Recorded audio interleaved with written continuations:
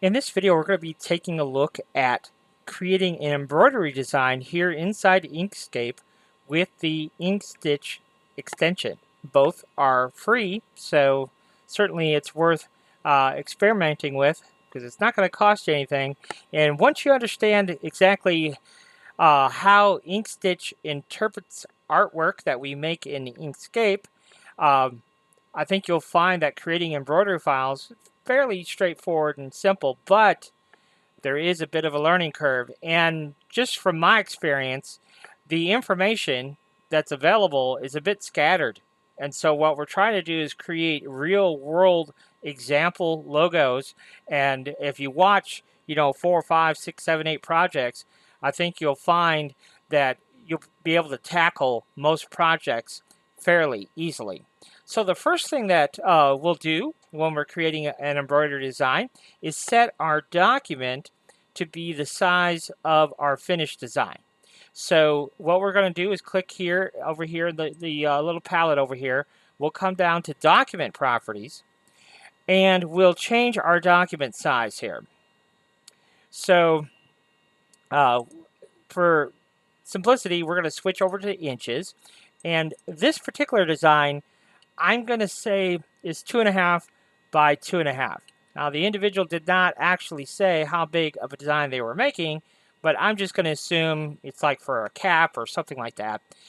So we're going to do 2.5 by 2.5 for this one. So let's go ahead and import our artwork, file and import. And it is the GT logo. There it is, GT. And so we'll go ahead and hit open. Okay, we'll go ahead and hit OK. And there it is. Now it is considerably bigger than our document. If we hold our control key down as we click and drag, that will constrain our width and height proportions. So we're going to go ahead and move that into our document. And then just as a little tiny thing here, if we hold our shift and control key down, then it will scale from the center out. Okay. Otherwise, if we did that, it wouldn't do that. So when I'm trying to scale a design, I'll try to put it roughly in the middle and then hit shift and control. And then when I drag out, and we could drag out from any of these points, but then when I drag out, you could see that it will drag from the center. Okay, so this is the little logo that we're creating. So it's pretty simple. I'll come over here to Layers palette. And what I really like to do is I like to get in the habit of creating my layers in a certain way. Now, this is a little off topic for this, but we can create a template. So we can pull up our template and it would have all of these layer names already in the document for us. So we're going to call it original image, and then then you could create another layer, and then another layer. So like in this example, we could do letter T if we wanted to, and then we could do letter G. So we could really, this is a pretty simple logo. I don't think we really need all those layers, but I'm just saying there is an option to do that. Okay. So that can sometimes be helpful for us. So this one should have been original image. Inkscape's a little bit thicky. If we click on something, like another layer, sometimes that layer name that we just added goes away for some reason. So I find that happens quite a bit. I think I changed the layer name and I didn't. All right, so now what we need to do is, so for our original image here, let's go ahead and just lock it so we can't accidentally move it. And if we hit this little block, we can lower the opacity. Sometimes that's helpful. And so now our letter T, we'll start there. So we'll grab our pen tool, which is right here. And really, it's a good idea to get in the habit of using our keyboard shortcuts. B, the letter B, is our pen tool. So we can just click here. So we'll click here on the left side. And then if we we're on our original image layer. We need to be on our letter T layer. It wasn't letting me click. I was like, why? Because I had it locked. So there you go. But anyhow, if we hold down our control key, that will constrain it to a perfectly horizontal position. And then if we right click, then we get that. Okay. And then we could go ahead and do vertically. Same thing. We'll hold our control key down. That will constrain to a perfectly vertical position. Okay. So there you go. There's our first two pieces. Now, right now it's a dashed line, but that's okay. We'll fix that here momentarily. And so now we'll go back to our pen tool, B, and what we're going to do is we're going to click everywhere that there's what we feel is like there's a major change in direction. So obviously we have our top of our G, and then it starts to curve up, then it starts to kind of curve down. So we'll do there, and we'll do there, and then back over here where we began. And then right click, and then we'll switch to our node tool, which is the letter N on our keyboard. So try to keep those in mind, those keyboard shortcuts. They're going to save you so much time. Okay, so all we're doing now is clicking and dragging, and you can see we more or less have the G created. Now, you see that where that's kind of weird right there, right? So what we like to do is when we go ahead and grab those nodes, and we'll just choose this option right here, and that is it'll smooth that out, auto smooth, and you can see it smooths it out. Now watch when I click on that. When I click on that right there, see how much it changes. It changes quite what I would consider quite a bit. Like all this looks pretty good, but when I click on that one, it changes pretty good. And I don't know if I necessarily want that or not. So there is another option, which is this one, which is slightly different. It says make selected nodes smooth nodes. And when you do that, it changes in a different way. See that? Which I don't know if I necessarily like that either. So I'm going to go back to the first one, and we do have these control handles. So it's easy enough to change, and you can also change the position of those nodes. So you don't have to leave them right where you originally clicked. So you can move them up or down, and sometimes that's helpful too. Okay, so there we have our two letters. So what we're going to do here is we're going to come over here to our stroke and give it a different type of stroke. So we'll click on stroke style. So we don't want dashed lines. We do want a solid line, and we do want it to be a certain thickness. So I'm just going to pretend that it's going to stitch out on a cap. And I know, because I've stitched out various different sizes of satin columns, what I think would look good on this cap. So I'm going to go with, say, let's say 8 millimeters. Yeah, maybe 6. Maybe 6. We'll shrink it down to 6. I like 6. Okay, so there you go. So that is what it's going to look like. Okay, so now what we have to do is, I like the way that looks.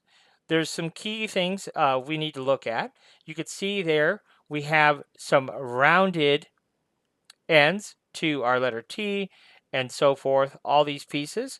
So the next thing to consider is turning this into satin stitches. Now, without going into a deep dive of why, I'm just going to show you how, and we could talk later in another video on the why. Okay, I'm just going to show you how I would do this, and then we actually have another video where we really talk a lot of specifics. So what we're going to do is right now, if we go to the view menu and display mode, this tells us everything. Okay, so what this is showing right now is not a whole lot of nothing. We got a couple of lines and that's it. That's exactly what would stitch, right? So we don't want that because we need that thick, wide satin column that we want. So what we're going to do here is we're going to select this, and we're going to come up here to path, and we're going to choose this option, stroke to path. Okay, And now you can see that we do have that, and then I guess I didn't have that one, so we need to do that one too. Stroke to path. Okay, so now we have those nice thick, wide pieces. But how do we convert it to embroidery? Well, what we're going to do is we're going to select our letter G here, right? And we're going to click on this node and hold our shift key down and click on this one. And we're going to choose this option right here, break. So we've now broken it, okay? And again, without going into a super deep dive, essentially when you do that, we have now two paths that are still combined as one, but it's two separate paths. Just to kind of break, hit this point home, if we choose path, break apart, you would see that we had the inside now and the outside, okay? So for InkStitch, we need those combined together. So let's go up to Extensions, choose InkStitch Params,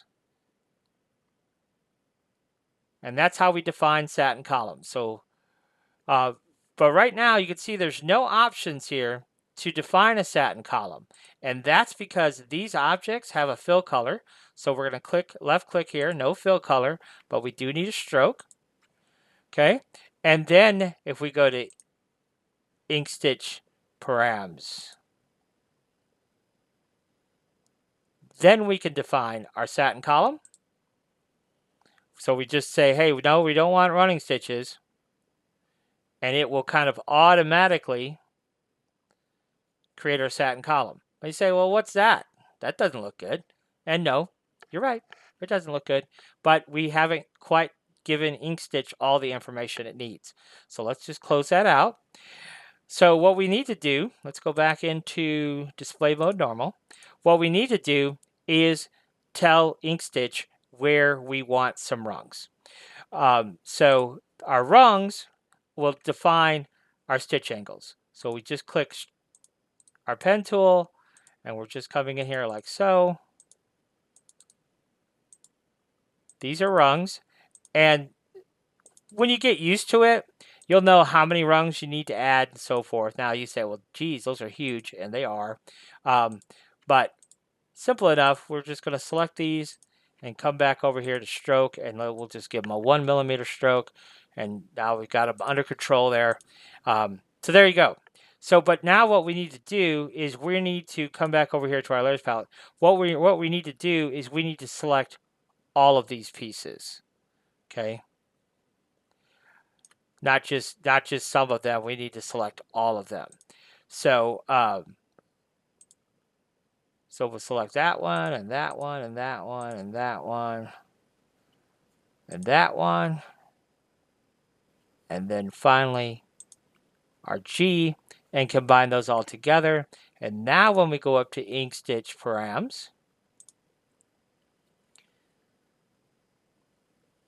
you'll see this a lot more cleanly. Well, no running stitches. And there you go. So you see, nice and clean. It should be nice and clean as we come all the way around the bend. And it is. So we can choose apply and quit. Now the one thing I do want to point out here is that this is currently stitching from the bottom to the top, and we can't have that. So we'll go over here to our satin column options, and we're going to choose this option to swap rails. And what that'll do then is it'll swap the stitching to go from the top to the bottom. You'll see why we're going to do that here in a second. So there you go, apply and quit. Okay. So now we kind of need to do the same thing to this, and basically everything. So no fill, right? We do want a stroke. This piece, no fill. We do want a stroke. Okay.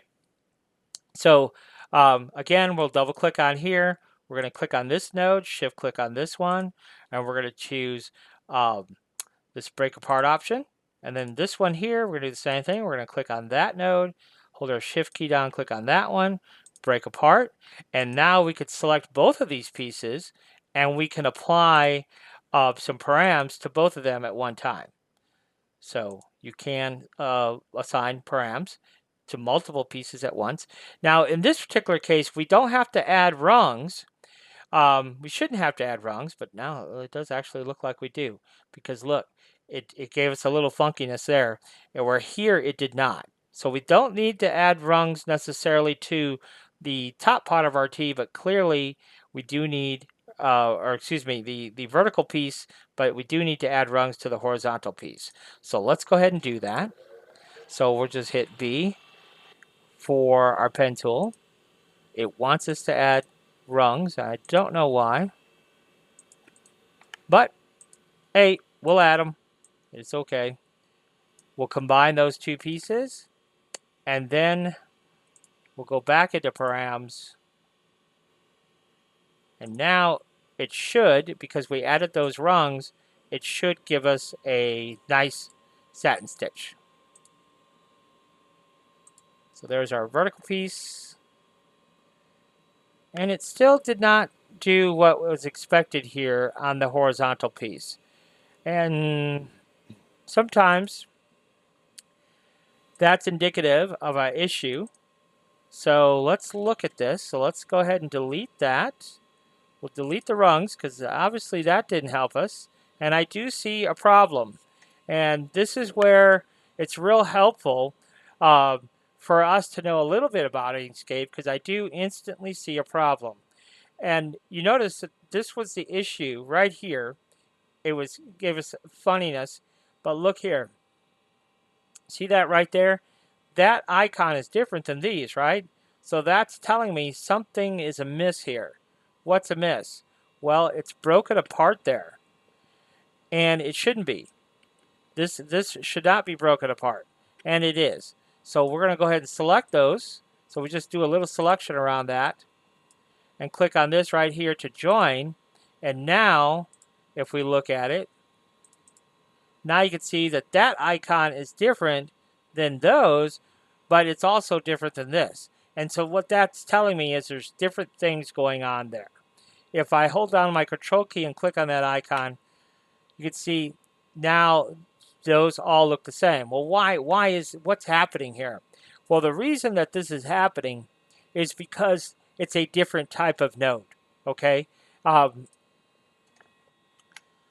This is not super important for you to know, but when some weird anomaly comes up, that's usually there's something wrong with the artwork. That's the long and short of it here.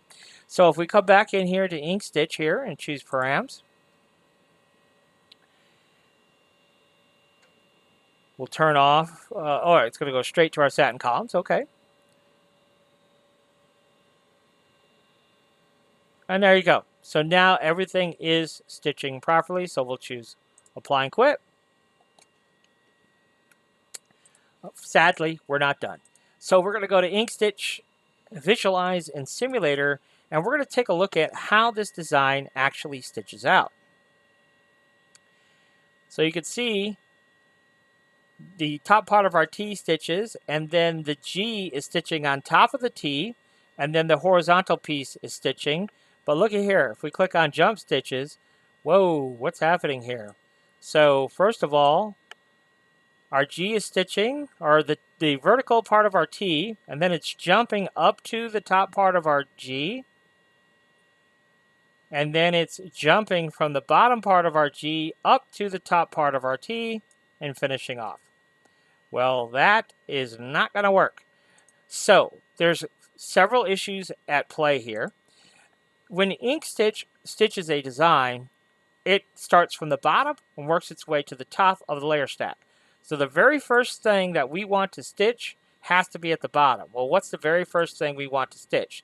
We want the letter G to stitch. So let's go ahead and change, instead of path 8, let's choose letter G. Okay? So we want that to stitch first. And then what do we want to stitch? Well, then what I would like to stitch is I would like the vertical part of my T. So we'll call it vertical T. Okay. And then what I would like to stitch, then I would like horizontal T. All right. So now we've taken control of exactly what is stitching when and how and so forth. But let's go back in and take a look. So InkStitch Simulator.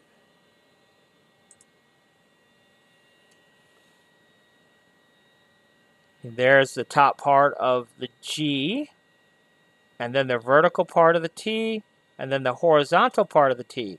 So the elements are stitching in the right order, but let's look at our jump stitches. Ooh, that's no good. So we definitely don't want that to happen. We do not want, in general, we don't want jump stitches. Okay? In general, we don't. But what we want to do when we finish up our G, you see where it's jumping to the top part of our T, which we don't want that to happen. And we also want our T to stitch from the bottom up, not from the top down. So back to the drawing board. So we'll go take our vertical T, come into extensions, and we'll choose InkStitch, and we'll choose params. When we do that, we'll get a simulation of how the T stitches, and you can see it does, in fact, stitch from the top down. So we needed to stitch from the bottom up. Aha! So we're going to just choose swap rails, and that will take care of that issue. And then this piece here, let's go ahead and just take a look at its params while we're here. We do want it to stitch from left to right. We'll see how it does stitch from left to right, so that part's okay. Now, there's a couple of other things that are happening here that I don't want to happen. So you can see here where the G is overlapping the T. I do want it to overlap the T some, but I don't need all of this to overlap. So how do we take care of that? Well, it's really easy to take care of. So all we're going to do is double click on this path. This is what we want to modify. And all I'm going to do is I'm going to add a node right there. And I'm going to add a node right there. And then I'm going to delete those two nodes. Boop. So there you go. That's it. Now there is something a little bit weird here. I could see it already. See that? There's something weird there. Something weird's happening. I don't know exactly what, but I don't like it. So I'm going to delete that node. And that's much better. Okay? Anytime I see something weird, just get rid of it. All right? So now the stitches are going to end here instead of going all the way over here. All right, so that takes care of that. And then we have kind of a similar issue with our T that we want to do too. So I'm just going to go ahead and delete, right, and delete. And then we've got these two nodes here. And we can just pull this down just a little bit. If we hold our control key down, that will constrain it to movement straight up and down. So I am happy with that. Okay, so that is much better. Let's go ahead and look at the simulator again. I about said one more time, but that's a lie because we're going to have to look at the simulator probably a couple more times. So there's our G. Starts from the bottom of our T to the top of our T, and you can see that slight overlap of satin stitches. But look, this is where the issue is. My frog is not my friend. It is jumping from our finished G, jumping down to the bottom of our vertical T, and then when it finishes our vertical T, it's bopping over to start the horizontal. So we cannot have those two thread jumps. So let's close that out and take a look at how we fix that. So what we need is some manual running stitches to run from this piece down to the bottom of our T, and then we need a manual running stitch when it finishes the T, a manual running stitch over here, so where it starts that. So all we have to do is grab our pen tool and just click. And I just made a few clicks. You can see we have a path now, but for our stroke, we do need it to be a dashed line. In order for InkStitch to recognize that that is a manual stitch, it does need to be dashed. Okay. Now notice where I started that line is at the bottom of our G on the outside rail, and this will be important in a second. So now what we need is we need a line from the vertical T.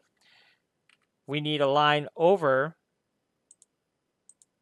right, to here, And same thing, it is a dashed line, but now what we need to do is we need to control exactly what's happening here. So we need the letter G, and then we need this line, and then you can see our vertical T and then our horizontal T. So this one we need in between those two. Now you'll notice that this line starts roughly in the middle of our vertical, and this line here starts at the outside rail. So what I need to do is I need to know exactly where the stitches end, if it ends at the top up here or at the bottom. And the only way to see that is to go into params and look at it. Because I don't remember. I didn't think to look, to be honest. So it's coming around the bend here, and it's finishing up top. You see that there? So it's finishing up top. What if we want it to finish at the bottom?